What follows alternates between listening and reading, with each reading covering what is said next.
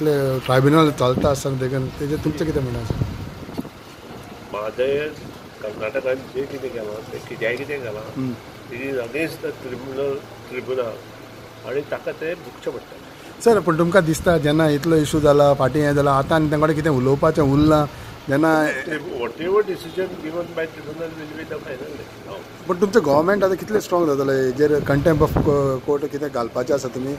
पयलीं म्हणजे let tribunal give their decision. हां त्यांनी हे वाट दिल्या नंतर ताचेर भाश्य करा. So now more no more case is with tribunal you cannot speak on that. काही गोष्टी जातात त्यो बरोबर जायना अशें म्हाकाय दिसता.